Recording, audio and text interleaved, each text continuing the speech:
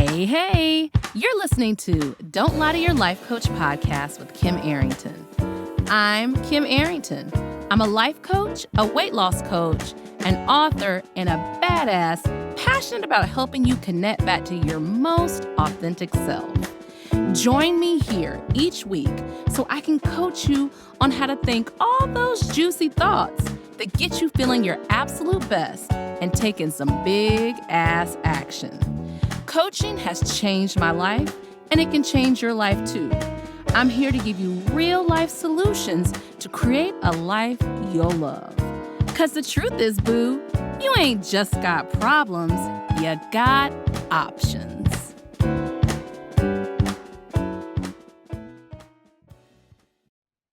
Hey, y'all. Whew, before we start, I had a coach buddy who got me out of the idea of saying I didn't get enough sleep. He was like, yeah, whatever the sleep you got was enough. And I'm just going to let you know I want to have some more sleep this evening. How about that? I'm excited about today's topic. This is one of the things I talk to the most about when it comes to my clients who are largely women.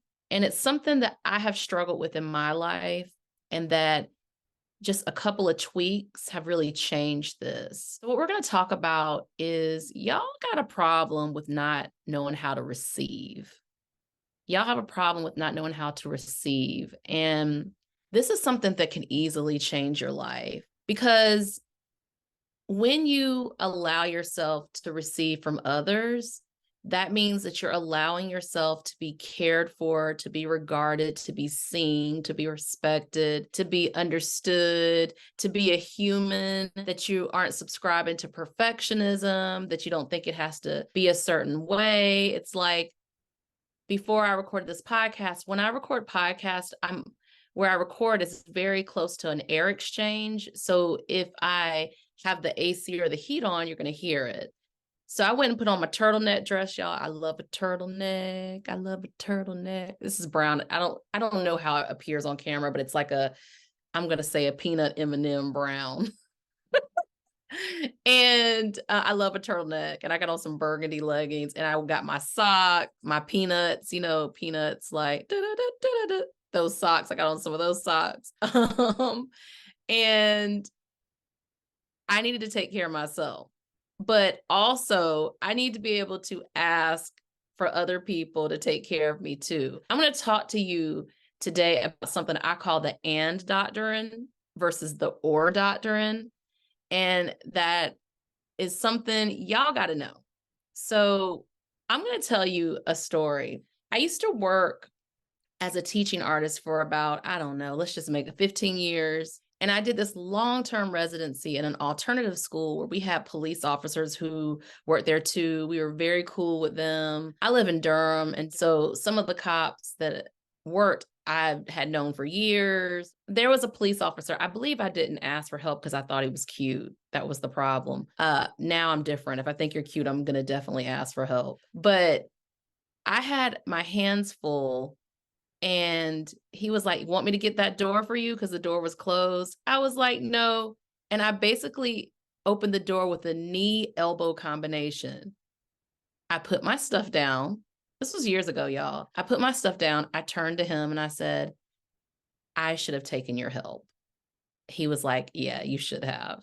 And that moment kind of seared into my consciousness of when someone offers, or when I need the help, ask for it. That's a huge part of receiving. I have 2 podcast episodes I'm going to link. Ask the right people for help, and also the Overgiving podcast, because part of the reason why you don't ask for help is because you've identified with needing to be needed. And that can put you in an early grave. I'm just telling you right now, I don't want to be dramatic, but doing more than your body can withstand, that your heart can withstand, literally and figuratively, like your emotional space, and also just like emotionally what you can stand, can increase all of those stress-related ailments we hear about, heart attacks, blood pressure, all these things, and they can have a long-term effect on your body. But I want to ask you a couple of questions. Is this you? Is this you? Do you try to do everything to the point of exhaustion? Do you not believe that people can do it as well as you? That is control, so you don't ask. Is it the past masquerading as the present, meaning that you used to ask for help, you used to receive, you got your feelings hurt, you never want to feel that way again, so you just take it off the table? Is it that you feel like you need to look busy enough, and if you look busy enough or victimized enough or a big enough martyr, that your hope is that someone will come to your defense on their fiery white steed and they will save you and they will rescue you? Does it feel too vulnerable to ask for help, to receive? Does it feel too vulnerable for you to want to get the things you need? And what does it mean about you if you need things from others? And I'll be honest with you all, from the beginning of this podcast to now, I've had a fundamental shift in my belief that other people are here. I call them your 8 billion helpers, to help you, and you're there to help other people. And we're there to receive and there to be an exchange, like not always being the giver. You giving when you can't afford to financially, mentally, physically. Okay, now you need my people pleasing episode. People pleasing ain't pleasing you. If you're giving when you can't give, it is okay to take a give reprieve. It is okay to receive, to become more comfortable receiving. And is delegation a cuss word for you? What do you mean delegate? What do you mean telling people what to do? I see this the most with y'all and your kids. Y'all haven't taught your kids to look out for you. You haven't taught your kids that they're a part of this family unit. You haven't taught your kids that they need to give too. Now I got to put in another podcast, getting off the parenting struggle bus. This is something that will absolutely change your life. When I feel like shitballs, one of the things I ask is, where could I be receiving? Where could I be letting someone show up for me the way I show up for other people? That's when that phone gets turned off, or like right now that phone is upstairs, or like I sometimes used to post on Facebook, don't ask me for anything. Like that is a fundamental way to feel more connected to yourself, to pull back all your energy, to pull back everything for you. Y'all get another podcast. Maybe it's time to pull back your energy. I think maybe it's time to pull your energy back. This is something we're going to keep talking about because I really want to give you all things. And this is, to me, one of the big differences between therapy and coaching. Coaching is like a 1-2 punch to try to give you something that can change your life deeply and meaningfully and quickly. And to me, therapy can do that, but also kind of wants to go back and look at some of the patterns. We do some of that in coaching, but we really want to give you something on the way out the door that will help you immediately. I want us to talk about part of the reason why you don't receive. A lot of this is inherited. A lot of us saw mothers who couldn't receive. So let me talk about some of your mothers. Some of your mothers didn't like you doing things that were basic skills. Some of your mothers wouldn't let you wash your own clothes. Some of your mothers wouldn't let you help in the kitchen. You could make you a snack after school, but you couldn't help with dinner. Some of your mothers felt like their identity was so tied to them doing everything because it was passed down generation after generation, their mothers and their mothers and their mothers and their mothers. But, that all had a cost. Many of our mothers overate because they were stressed about all they had to do. Many of our mothers pulled back emotionally because they felt like they were giving so much externally and physically that they weren't able to give emotionally. So when you are able to receive, you've heard this whole proverbial thing, when your cup is full, you can pull from a full cup better than a half empty cup. When you're able to receive, you're able to control that cup. You're able to do the things you want. You're able to have more fun. You're able to feel more connected. So let's get into it. First things I want to talk about, I used to call it the both doctrine. So if you're my client, I used to call it the both doctrine, but now I changed it. I get to change stuff. I call it the and doctrine and the or doctrine. You hear this all the time. I have a friend, we talk about this almost every day. It's not an or. Like, let me give you an example. My kid either has to clean his room himself or I have to clean it. But last weekend, my 16-year-old son actually started a day before him. It was and we both cleaned his room.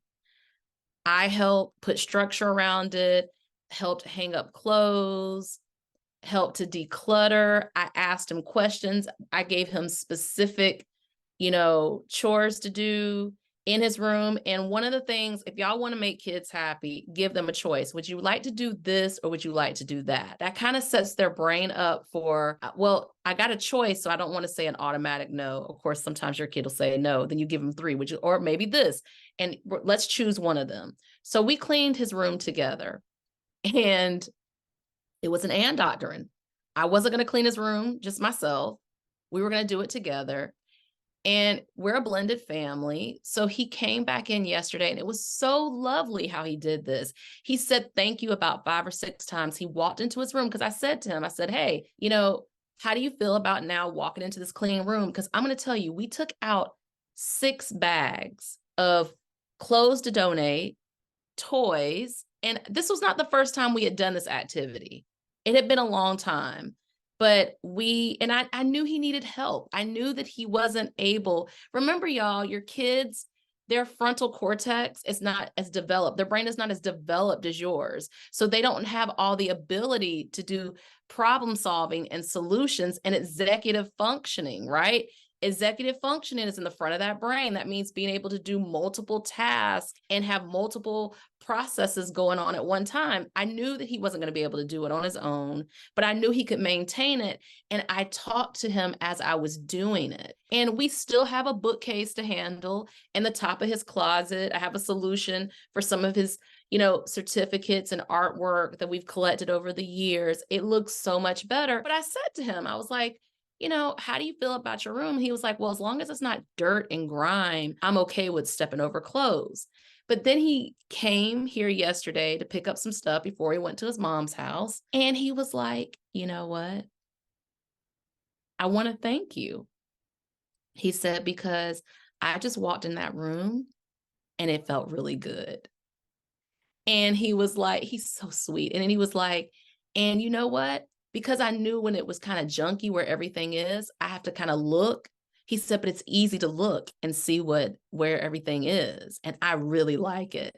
And I was like, he was my every single day, y'all. I have a simple pleasure. He was my simple pleasure for the day. Like him coming back. And I was like, I just love how you came back and you revised that and you changed your mind and you rethought about it. And it makes me feel so good.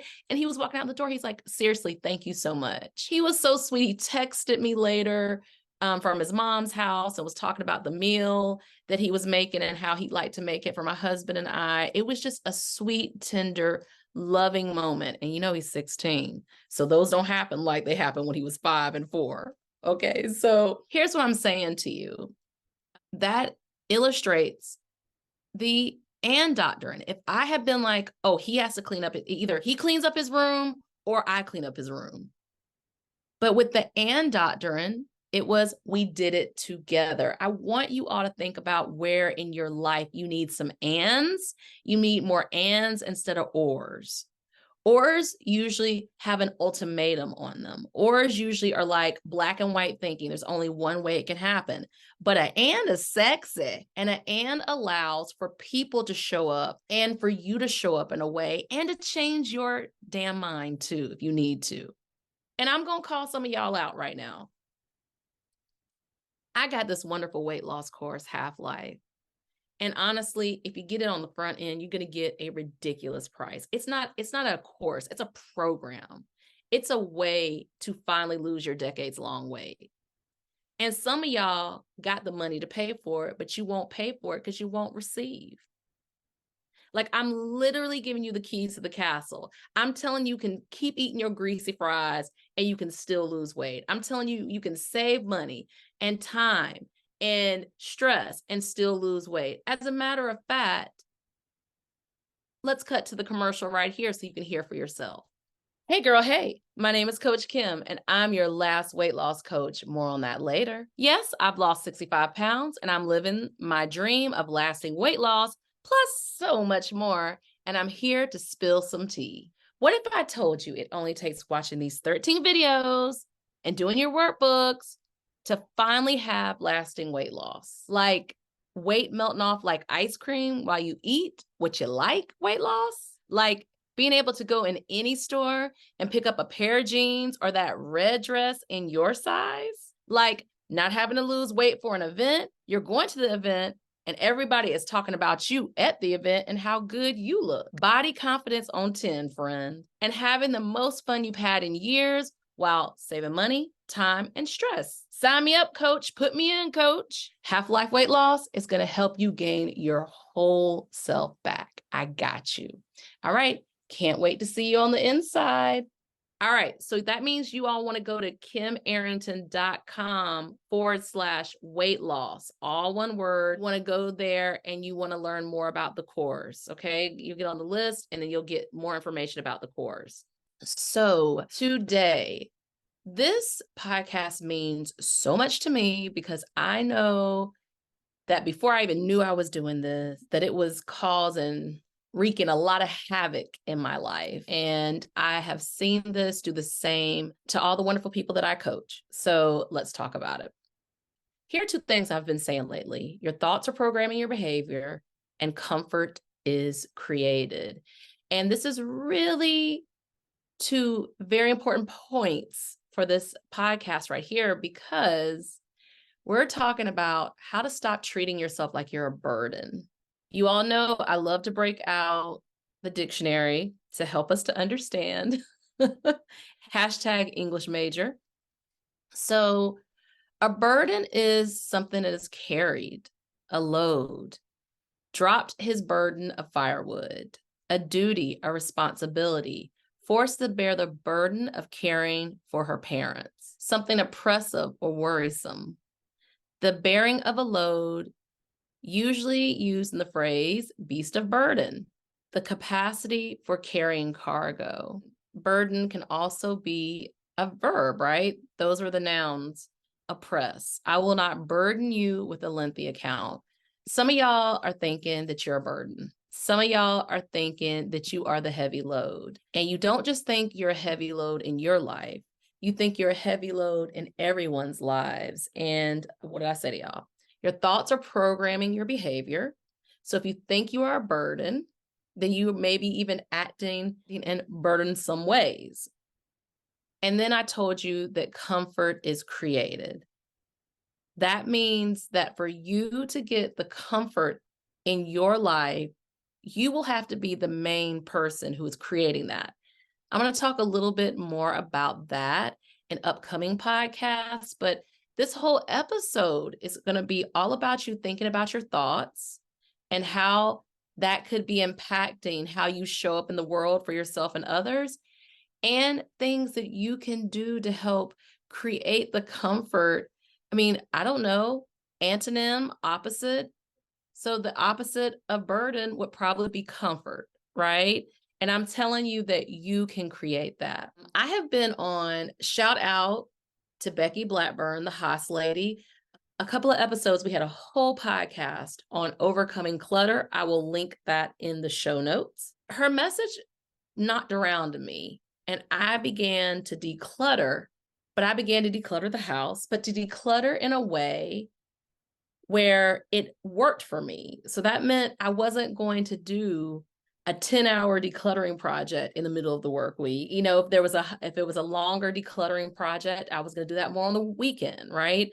And I decided to declutter the places first that we were at the most, which would be downstairs. Actually, the first place I decluttered was our bedroom. And then I moved downstairs and I did surfaces first. I did the surfaces of the kitchen next, did the bathroom surfaces, did my office area surface. I wanted to do surfaces first. And then I began opening the cabinets. And then I began opening, the cupboards and the drawers and all those things. The connection I want to make between decluttering and if you're thinking about yourself as a burden, is it makes sense to deal with the surface first, right? To find a way to be able to deal with what looks the most glaringly obvious. But eventually, there's that clutter that's inside, right? So that's when you get to the drawers. That's when you get to the cupboards. Because if you just stay on the surface and you just make it look pretty, you're going to know that you still can't find the shit you need in the cupboards and the drawers and the cabinets. So you're going to want to go deeper. I mean, I get it. Like when you're trying to heal, when you're trying to make your life better, you want to kind of topically deal with what's the biggest glaring thing. But eventually, all of that's going to lead to the deeper issue. And that is when the change happens. So when I'm actually done with this, with decluttering the house, which, by the way, if you came in my house right now, you would not think it's cluttered, right? Because I've done so much work. It looks amazing. We have felt so good in the space. We have been feeling more relaxed. And it's just like we want to be in the common spaces more.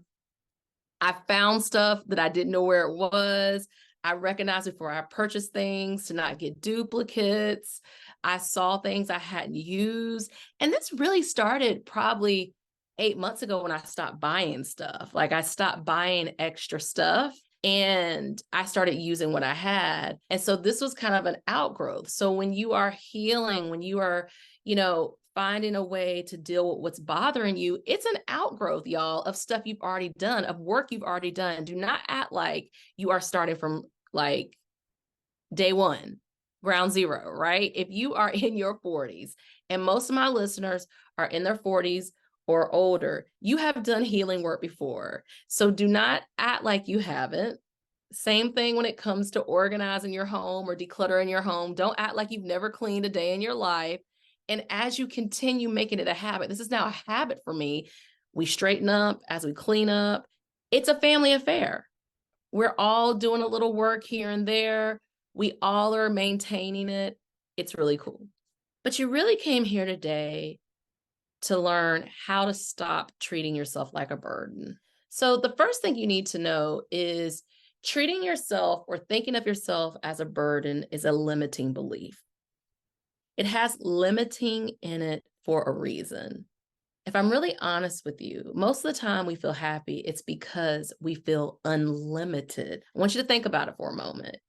You're on vacation, you're on the beach with your fancy drink and your umbrella in it. And if you can't drink, you're having a mocktail and you're looking out into the surf and you feel like there is no limit on your time.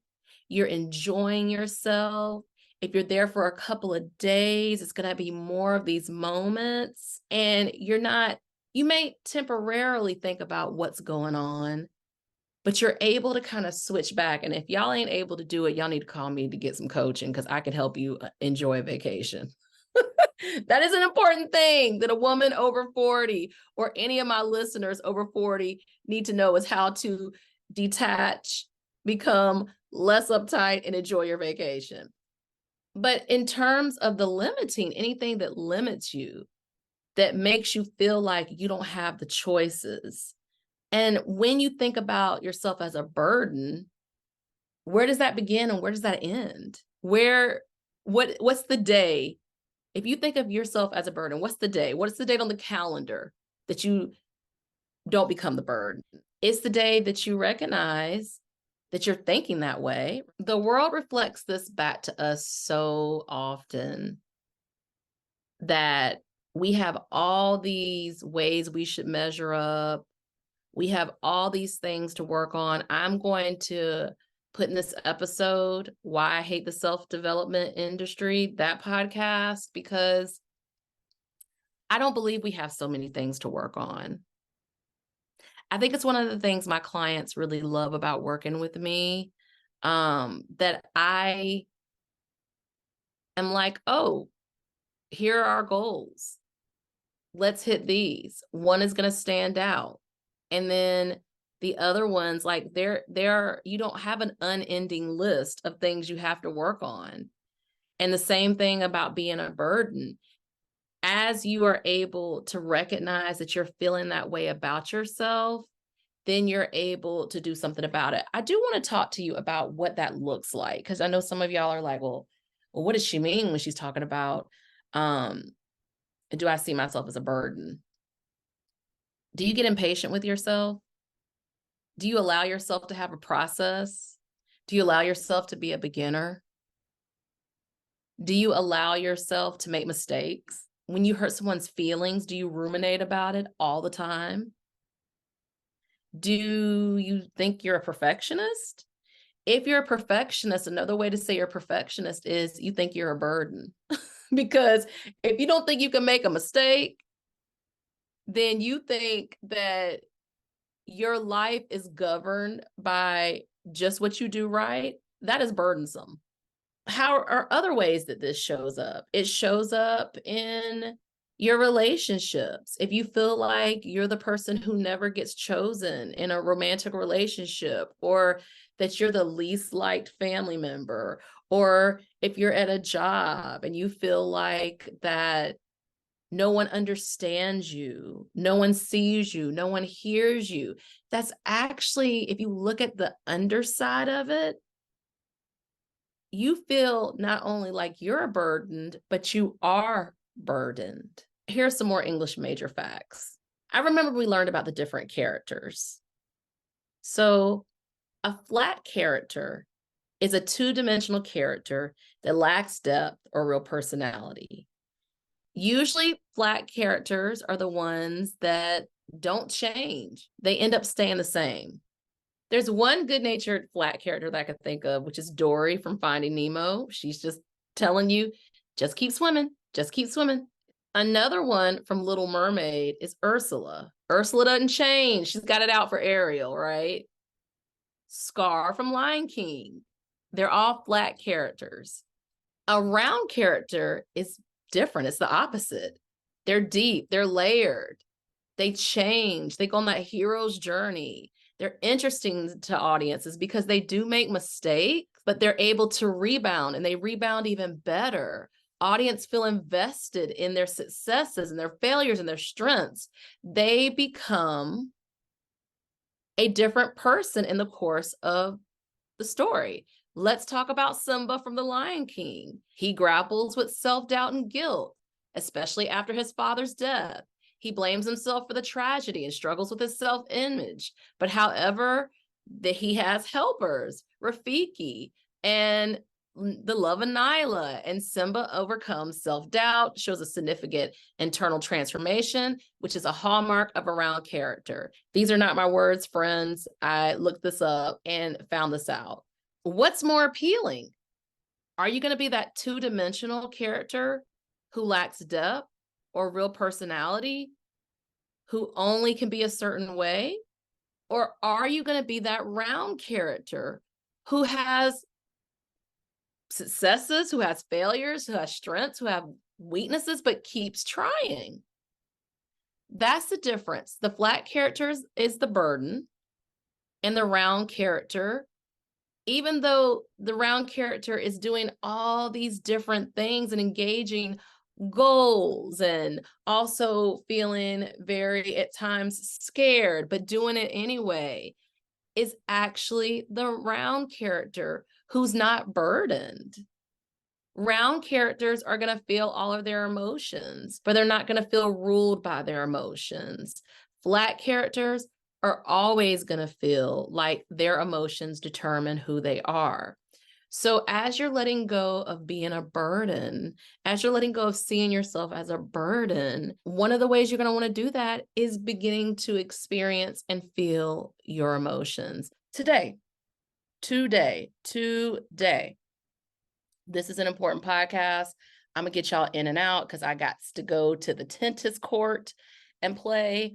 But today, this podcast is going to be all about, are you arguing for it? Or are you arguing against it? Okay, so what does that mean?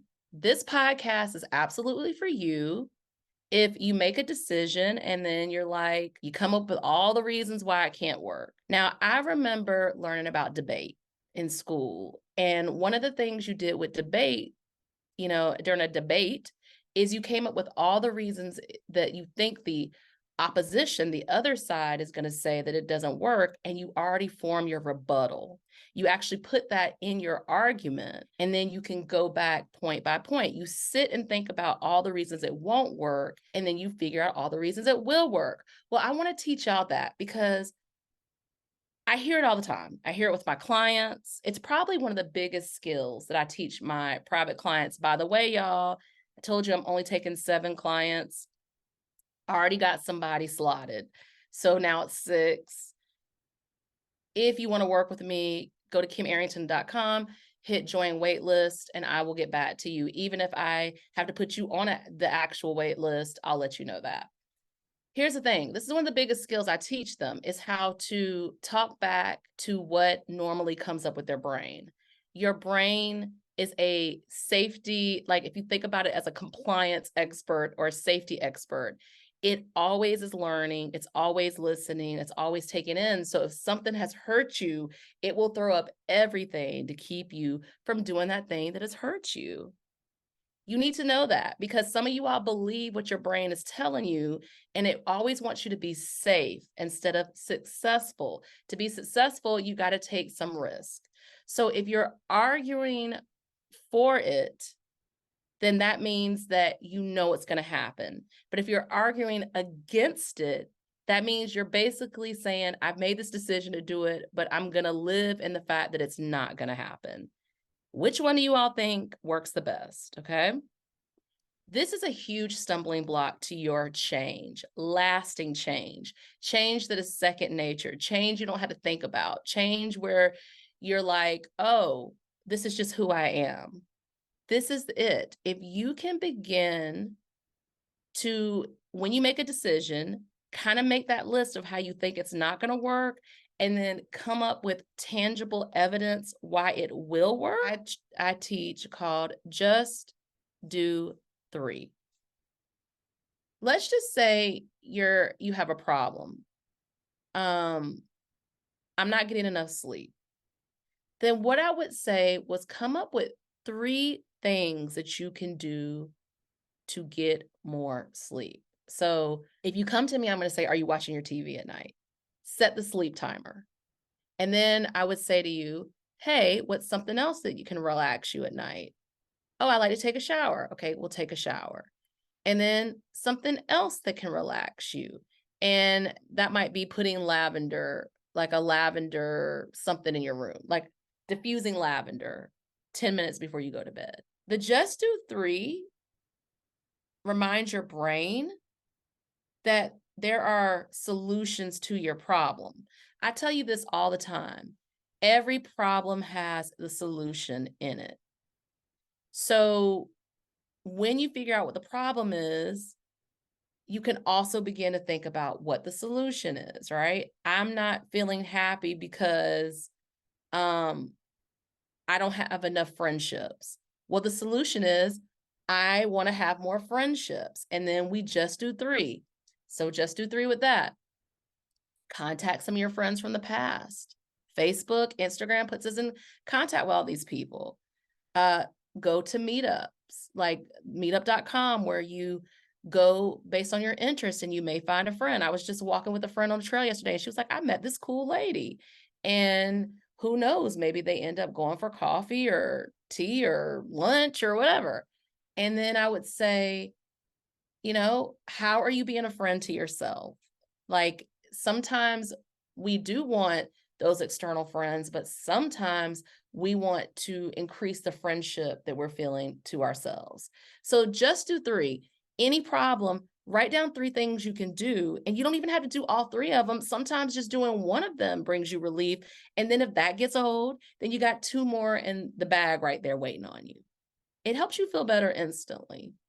Now, the other thing about arguing for it is there are times you still will argue for it and you will experience challenges, and your brain will tell you, oh, then I shouldn't have done it.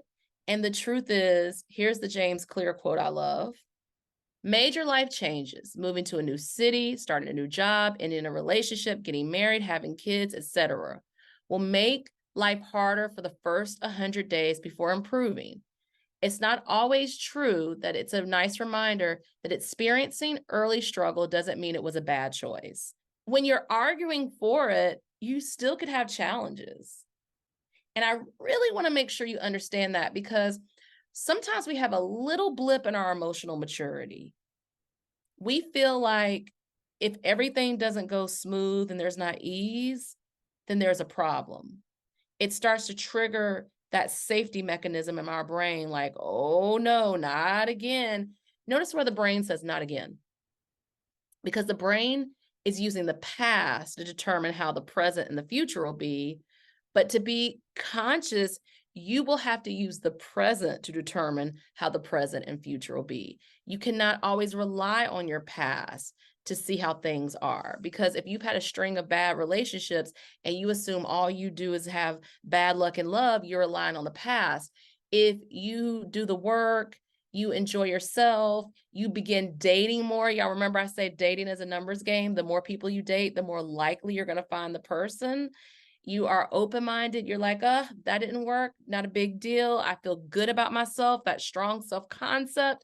Then if you keep doing it, you will get the result that you want. And if something stops working, you will observe it to see if you want to do something different.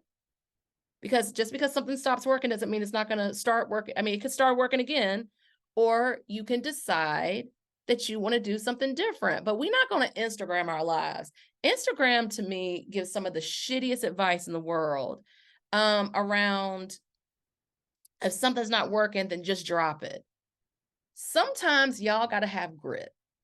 Sometimes you got to have perseverance. Sometimes you got to hang in there and hang on to the guardrails and know that your perseverance is going to pay off. Where are y'all arguing that it's not going to work?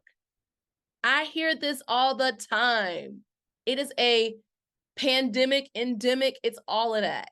It's like viral.